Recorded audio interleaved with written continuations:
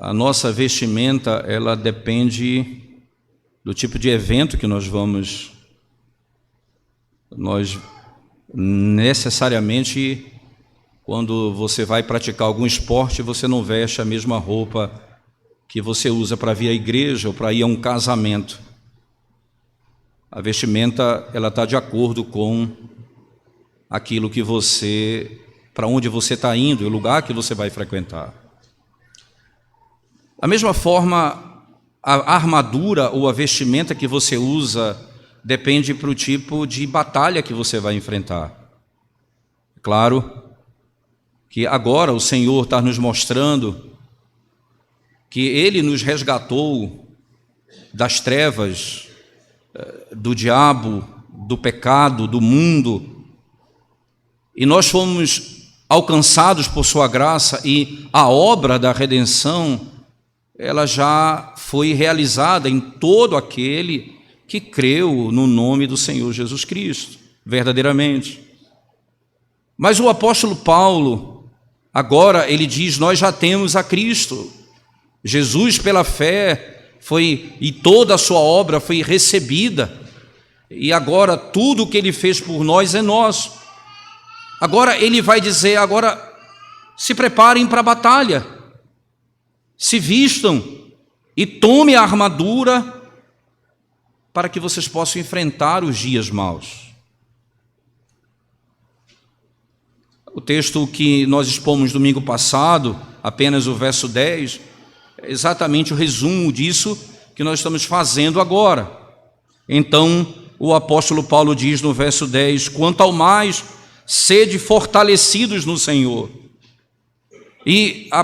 Entende, irmãos, o Senhor já está contigo, agora seja fortalecido nele. E aí ele diz mais, e na força do seu poder. E é sempre bom lembrarmos que nós já temos a Cristo e nós precisamos nos revestir dele. Nós já fomos justificados por sua obra, agora precisamos fazer morrer a nossa natureza pecaminosa, e para isso, no embate nessa jornada, nós precisamos de roupa adequada, de vestimenta adequada, que não é diferente daquela que me salvou. A igreja aos Gálatas, a igreja da Galácia, que Paulo escreve, ele diz que eles tentaram mudar de roupa. Olha, vocês começaram pela fé e já estão na carne. Vocês foram salvos pela fé, foram salvos pelo poder do Evangelho, mas agora vocês querem se vestir com a própria força, com a própria sabedoria e com a sua própria justiça. Não! Eu fui salvo pela justiça de Cristo, eu fui salvo pela fé, eu fui salvo pelo Evangelho, eu fui salvo pela palavra, e eu tenho que me vestir daquilo que me redimiu. Não é uma roupa diferente da minha salvação. Eu gosto muito do texto de Isaías 59, quando depois do profeta Isaías, em toda a seção do capítulo 59, ele descreve que todo ser humano, todo indivíduo está separado de Deus por causa do pecado, e ele descreve que todos estão nus, todos estão despidos de tudo aquilo que é justo, e não encontra justiça na própria pessoa. E Isaías ainda diz, e todo mundo que tenta andar por esse caminho não conhece a paz, está perdido. Então ele vai e aponta para Cristo no final do capítulo 59, dizendo, não havia ninguém que pudesse interceder, não havia ninguém que pudesse ajudar, pelo que o Senhor, o próprio Deus, trouxe a salvação, e a sua justiça o susteve.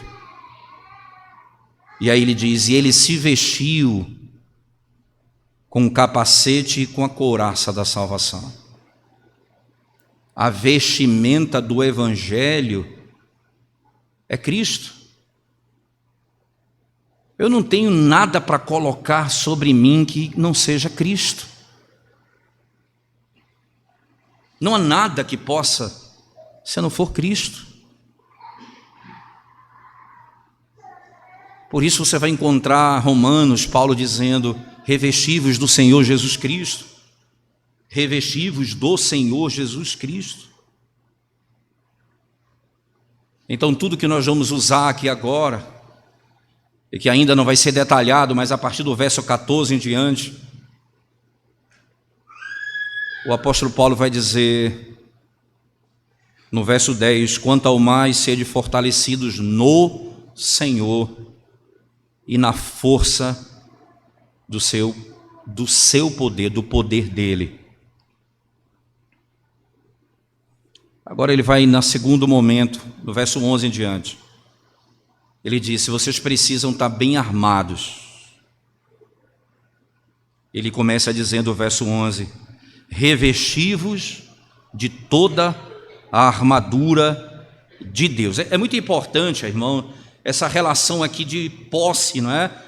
A armadura de Deus, entenda, a salvação de Deus, a armadura de Deus.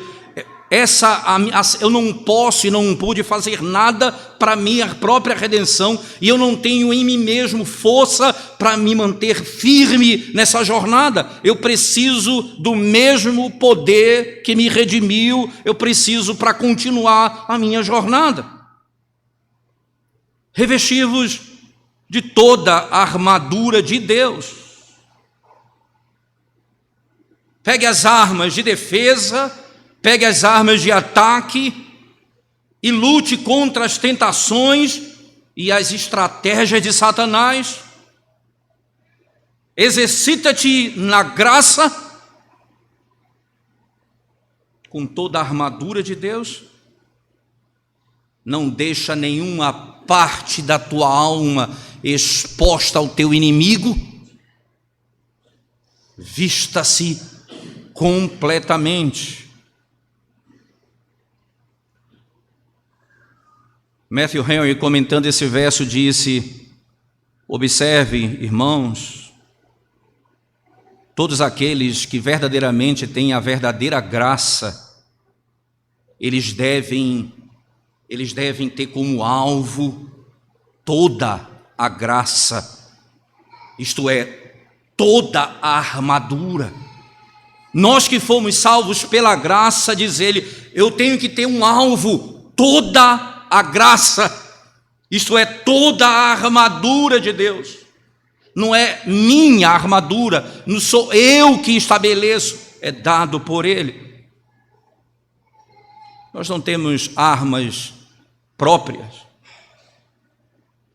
Nada que eu possa fazer pode servir para os dias difíceis. Nada pode me sustentar, nada pode me impedir, nada pode me fortalecer, nada pode me animar, nada pode me encorajar, senão a armadura de Deus. Eu gosto muito do texto correlato, né, de Colossenses, escrito pelo mesmo apóstolo Paulo. Queria que você abrisse sua Bíblia comigo. Finalzinho do capítulo 2, verso 16 em diante. Preste atenção, irmãos. Colossenses capítulo 2, verso 16.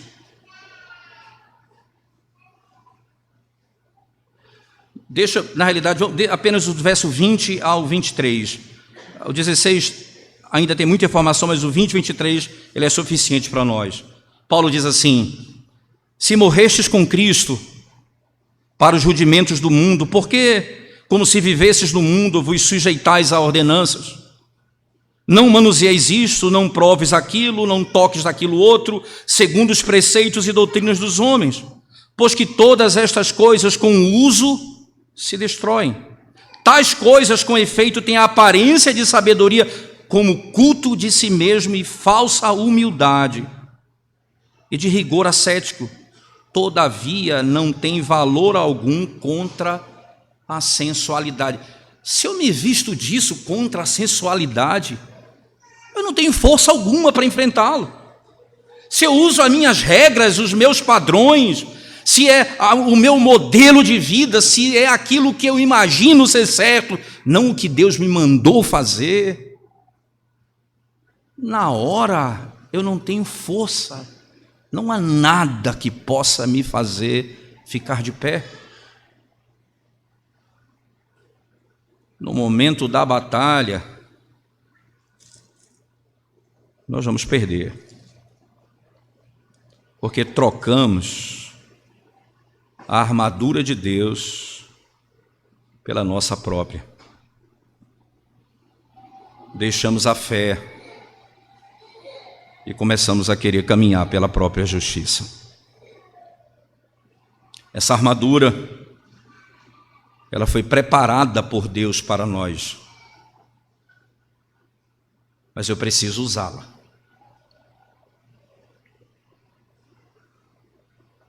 Ele vai falar da oração, ele vai falar da palavra. Nós vamos falar sobre isso no tempo oportuno, irmãos. Quantos crentes vivem de modo fraco, frágil, cambaleando, andando na iniquidade, sem ânimo na vida, e você pergunta como está a sua vida de oração e da leitura da palavra. Pastor, abandonei há muito tempo, não leio a Bíblia, não oro. Como você quer vencer o mal se você não se veste com aquilo que Deus te deu?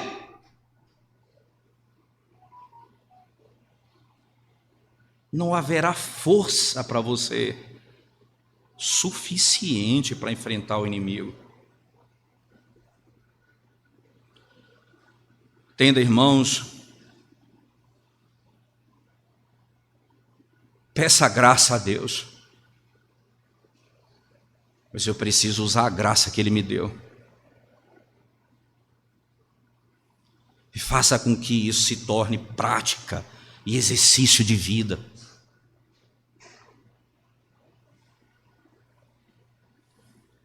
Paulo vai passar agora a expor para a gente qual a razão que nós precisamos dessa arma, irmãos. Ele vai descortinar o inimigo para a gente. Ele vai dizer contra quem nós estamos lutando. E aí no verso 11 ele diz ainda: para poderdes ficar firmes contra as ciladas do diabo. As ciladas do diabo. Para que vocês possam vencer, mesmo contra os ataques de Satanás em toda a sua jornada. E Satanás ama muitas coisas parecidas. Ele ama a fraude, ele ama o engano, ele ama aquilo que é sorrateiro. Ele é como uma serpente.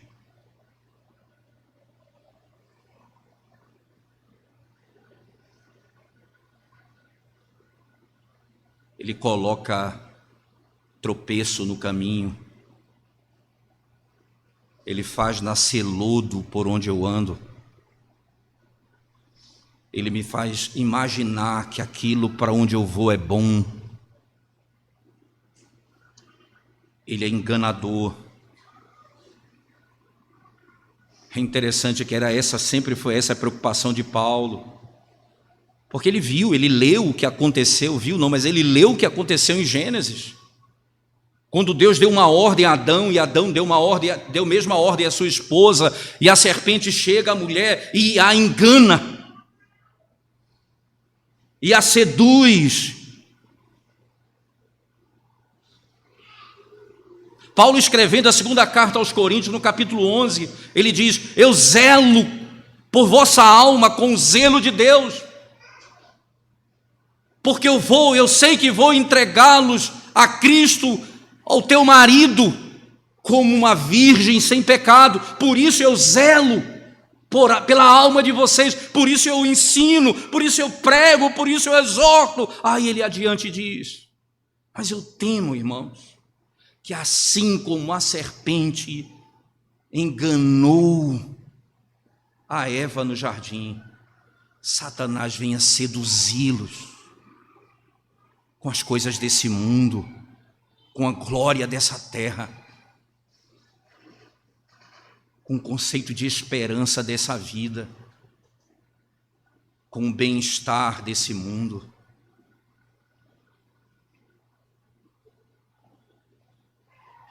Contra as ciladas do maligno.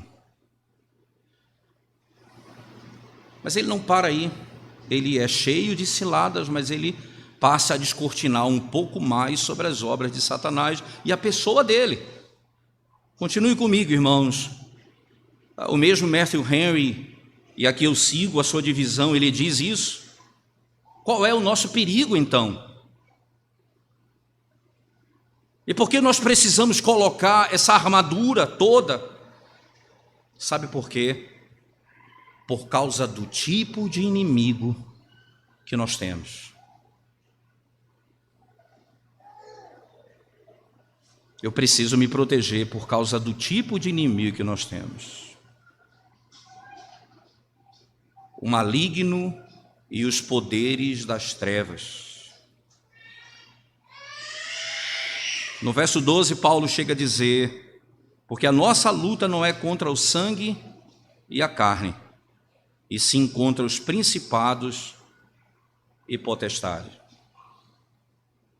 Nós não estamos pensando aqui, nós estamos na luta contra homens, irmãos, ordinariamente falando. Não é certamente aqueles que são compostos de carne e sangue, não é exatamente esse, porque se fosse esse o inimigo aqui, o ponto, nós teríamos uma outra estratégia.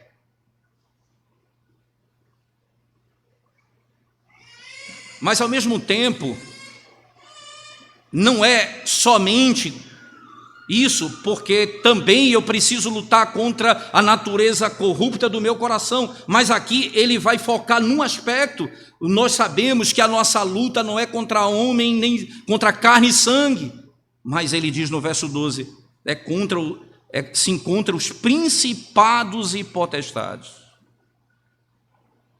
É por demônios, segundo o seu ranking, e eles estão subordinados a um governo, Satanás, que os guia nesse mundo. Nós estamos lidando com um inimigo que é cheio de artimanhas, o inimigo que usa estratégia, estratagema, que é uma outra possibilidade do verso 11, quando ele diz contra as ciladas do diabo, isto é, contra as estratégias do diabo, que são muitas. Ele tem muitas maneiras, irmãos, de lidar com almas instáveis. É por isso que ele é chamado serpente, a antiga serpente. É por isso que o próprio Senhor Jesus Cristo assim o descreveu aos judeus em João 8. O vosso pai é o diabo, que é mentiroso e homicida desde o princípio. Ele é um inimigo poderoso, principados e potestades e governador. Ele tem poderes, eles são numerosos. Ele governa essas nações pagãs que ainda estão nas trevas. As nações que vivem nas trevas, irmãos, elas são o lugar onde Satanás coloca o seu trono com todo o poder. Eles são literalmente usurpadores, e eles enganam. Por causa da ignorância desses, eles levam muitos à própria destruição. O reino de Satanás é um reino de trevas, enquanto o de Cristo é o reino da luz. É assim que Paulo descreve, por exemplo. Ele nos transportou do reino do império das trevas para o reino do Filho do seu amor. As trevas é exatamente a marca daquele contexto. Eles são inimigos espirituais. Veja ainda no mesmo verso 12, diz: e contra o sangue, sim, contra os principados e potestades, contra os dominadores deste mundo tenebroso, contra as forças espirituais do mal, isto é, eles são poderosos na iniquidade, na impureza, na contaminação. Satanás é um espírito, e nós sabemos bem disso, um espírito ímpio. Como eles não podem ser vistos, Muitas vezes não percebemos os seus ataques. As estratégias são muitas.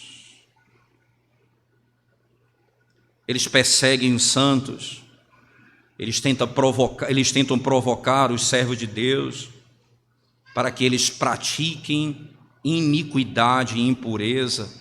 Eles tentam levá-los à soberba, à inveja, à malícia.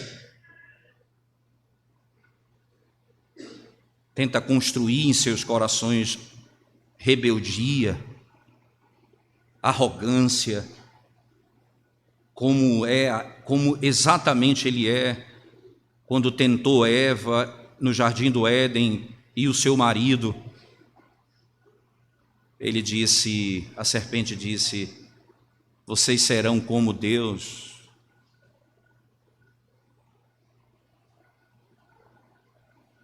Eles querem nos fazer andar longe daquele que é o nosso Deus, o nosso Salvador. E a expressão que o verso 12 aí utiliza, irmãos, é impressionante. Ele diz: nas regiões celestes, em lugares celestes. Muito boa essa tradução no meu entendimento. Muito boa essa interpretação, porque, preste atenção, irmãos, lugares celestes, isto é, para onde nós estamos indo, para o céu, onde nós já estamos, diz o Senhor lá no capítulo 2 do livro de Efésios: em Cristo Jesus nós estamos assentados nas regiões celestiais. Ainda, essas coisas celestiais são interpretadas por alguns da seguinte maneira: os nossos inimigos lutam para tentar impedir o nosso assento nos céus. O nosso inimigo tenta nos privar e nos impedir das bênçãos celestiais. Ele tenta nos impedir e obstruir a comunhão com os céus. Lembra que é essa a grande glória dos filhos de Deus. Nós temos acesso ao trono da graça. E eles atuam nas regiões celestes. Eles atuam de maneira levando a iniquidade, a impureza. Tudo isso para que aqueles que estão em Cristo não busquem Ele em oração, não amem a palavra que veio do alto a nós. É isso que Ele vai dizer: alimentem-se daquilo que veio do céu, busquem aquele que está sentado no trono. E Satanás vai fazer com toda a sua força, de todas as maneiras, tentar impedir a igreja de ver coisa gloriosa. Porque orar? Para que servir a Deus? Para que buscar o Senhor? Para que ler a Bíblia? Por que isso? Qual o sentido disso? E nós somos devorados pelo mundo, nas astúcias de Satanás, no engano das trevas. Não, irmãos, que não é esse, e o Senhor nos exorta quanto a isso, para que de maneira alguma a nossa alma fique quieta, em paz, nessa circunstância.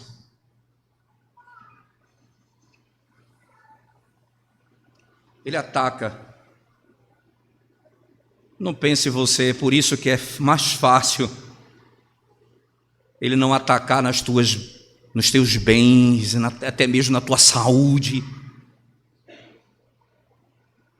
Porque o que ele quer é a tua alma. Ele quer impedir a imagem do Senhor no teu coração. Você precisa de toda a armadura de Deus, porque esse é o teu inimigo. Eu preciso crer no Senhor. Eu preciso confiar nele. Percebe? Porque ele começa dizendo: revesti-vos,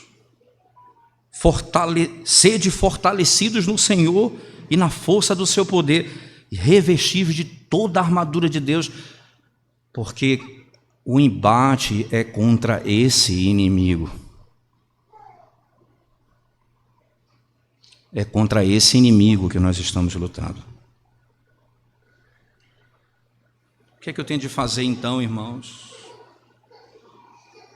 Verso 13 diz: portanto, e aí veja, o portanto é fundamental, ele retoma agora a razão pela qual eu devo. Então, portanto, tomai toda a armadura de Deus. Aí novamente ele diz: por isso tomai toda a armadura de Deus, para que eu possa enfrentar os inimigos. É assim. Eu devo me manter firme. Eu não devo me contaminar ou me angustiar com os ataques de Satanás, mas eu tenho que me opor a eles. Satanás é colocado contra a igreja do Senhor. E se ele é colocado contra nós, a igreja é colocada contra ele. Então nós devemos praticar o que é contrário ao maligno. Ora, Satanás, ele é aquele que é conhecido como o ímpio, ou aquele que pratica a iniquidade. O seu reino é o reino do pecado. Então, se eu vou me colocar contra Satanás, eu preciso lutar contra o pecado. Eu preciso lutar contra a minha natureza caída. Eu preciso buscar viver uma vida santa. Eu preciso me alimentar da palavra. Eu preciso buscar ao Senhor. E assim eu serei capaz, irmãos, de me colocar contra Ele no dia mau, porque eu estou revestido daquele que me salvou, da graça e do poder do Evangelho. Ora, o próprio Senhor Jesus Cristo, dirigindo a igreja aos Hebreus, da carta aos Hebreus, o povo que conheceu o caminho de Israel no deserto, ele diz assim: nós não temos um sumo sacerdote que não possa compadecer-se das nossas fraquezas. Antes, como nós, ele foi tentado em todas as coisas, sem cometer pecado. Vinde, achegai-vos, acheguemo-nos a ele, com ousadia, diante do trono da graça, para encontrarmos no tempo oportuno graça e misericórdia do Senhor. O Senhor diz: é aí que é para onde eu corro na minha aflição, na minha angústia, na minha tentação. Nós devemos, pela graça de Deus, irmãos, não ceder às obras de Satanás. Devemos resistir a Satanás. Tiago vai dizer isso com todas as letras, e as pessoas se esquecem da primeira parte do texto de Tiago, quando muitas pessoas citam: resistir ao diabo, ele fugirá de vós, mas a parte que antecede diz: sujeitai-vos ao Senhor. É como se ele dissesse: revistam-se dele, dependam dele, confiem nele, e então resistam ao maligno, e ele fugirá de vós. Se nós usarmos uma outra arma, uma outra armadura, se for a nossa força, irmãos, o inimigo ganhará vantagem sobre nós. Falta pouco, irmãos. Falta pouco. Falta pouco. Nós estamos chegando na Cidade Santa. Mantenham-se firmes no Senhor. Não vacilem contra o inimigo. Sabe quem foi que veio para me redimir? O que é chamado rei. Lembra muito bem dos 3 ofícios de Cristo: profeta, sacerdote e rei. E quando o Espírito veio sobre Cristo, lembra muito bem, lá em Lucas 4, Mateus 4, citando Isaías 61, que diz: o Espírito do Senhor está sobre mim, porque me ungiu para pregar. É nele que eu vou aprender, é em Cristo que eu vou aprender. Ele me ungiu o Senhor para curar os enfermos, ele é o sumo sacerdote que cura a alma do seu povo. E ele disse: ele me ungiu para pôr em liberdade os que estão algemados. Ele é rei que quebra as cadeias que nos prendem. Nós temos o ataque do inimigo contra nós. Você lembra, irmãos, Israel estava entrando na terra prometida com Josué, e logo aparece um capitão da guarda do Senhor com uma espada, e Josué pergunta a ele: quem tu és? Tu és contra nós ou a favor? O capitão do exército era Cristo. E você sabe o que Josué fez? Se curvou diante dele e o adorou.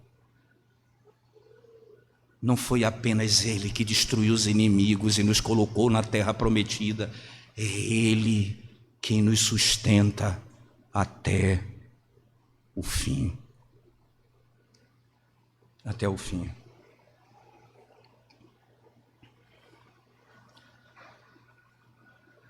O apóstolo claramente, irmãos, ele vai descrever na sequência o tipo de arma que ele vai usar, e nós vamos adentrar um pouco mais essa sessão no próximo sermão, do verso 14 em diante, um pouco mais, nós vamos lidar com essas verdades.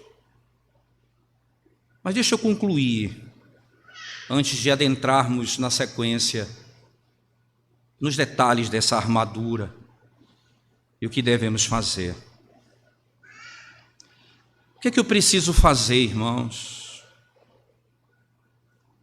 O Senhor me ensina com todas as letras. Eu preciso lutar como um soldado. Eu preciso lutar como um soldado. O reino dos céus, ele é atacado violentamente. Mas o reino dos céus é tomado por força. Nós somos salvos pela graça, mas nós tomamos o reino pela força. Como? Pela força da graça que veio sobre nós, do poder do evangelho, da armadura que nós colocamos, que é Cristo. Como soldados nós tomamos. Nós temos a mente de Cristo. Nós nos assentamos, nós conhecemos, nós ouvimos a sua voz. Aquele que vencer, eu darei sentar-se comigo no meu trono. Todos nós estaremos com ele. A nossa alma está em Cristo. Nossa alma está apegada ao evangelho. E soou um alarme no inferno. E eles vêm para nos tentar impedir. Mas a minha segurança está na graça daquele que me salvou. E é nele que está a minha proteção e a minha total segurança. Total segurança.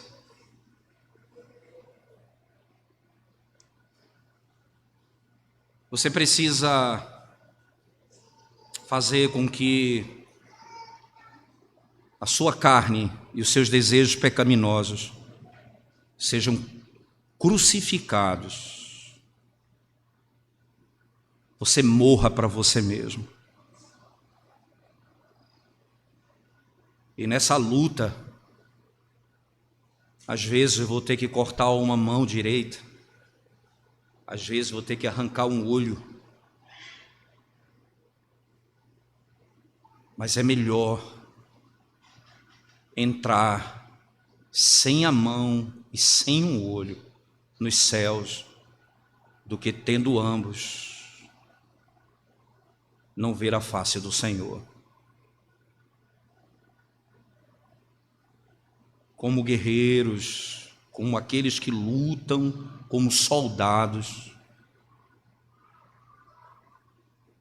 Nós temos a graça do Senhor a nosso favor. A nosso favor.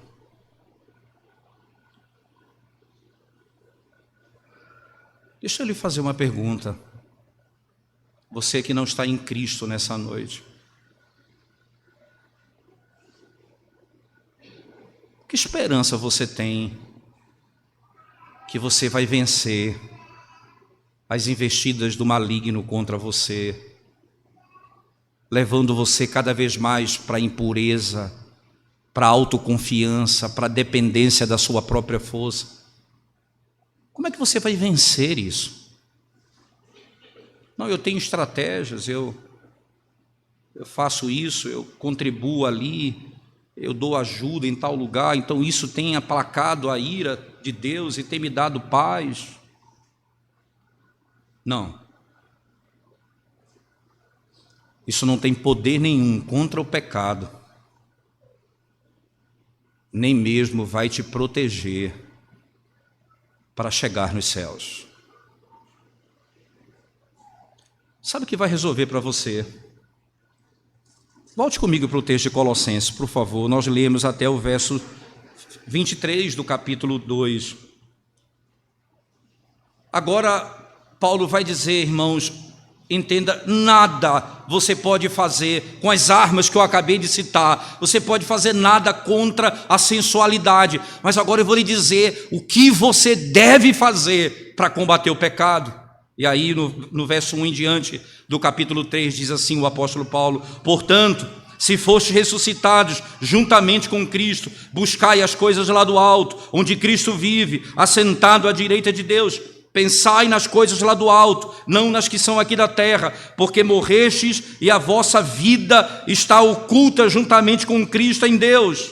A tua vida está guardada nele. Aí ele diz: quando Cristo, que é a nossa vida, se manifestar, então vós também sereis manifestados com ele em glória. Aí agora ele dá a ordem. Verso seguinte: fazei, pois, morrer a vossa natureza terrena. Natureza terrena o que é? Prostituição, impureza, paixão lasciva, desejo maligno e avareza, que é idolatria. Agora eu tenho poder para vencê-los, porque eu fui vestido com aquele que morreu e ressuscitou dentre os mortos. O Espírito dele habita em mim. Eu fui salvo pela graça. Agora, Paulo diz, faça morrer os seus desejos terrenos, carnais. Antes ele disse: com essa roupa que você colocou, você não pode vencer. Você não pode vencer a sensualidade. Mas com essa, você tem poder para fazer morrer os desejos carnais do seu coração. É só em Cristo que isso será possível. Ora, irmãos amados, vocês que estão em Cristo Jesus nessa tarde, as nossas lutas são muitas nessa jornada. São muitas as estratégias de Satanás. Ele é um estrategista. Ele é enganador. Ele atua nos ares. Ele quer impedir minha relação com a minha alma e os céus. Mas nós temos aquele que é mais poderoso do que o diabo, do que o mundo e do que a nossa própria natureza caída. Jesus Cristo, o nosso Rei, o nosso profeta e o nosso sumo sacerdote. Apenas isso, irmãos.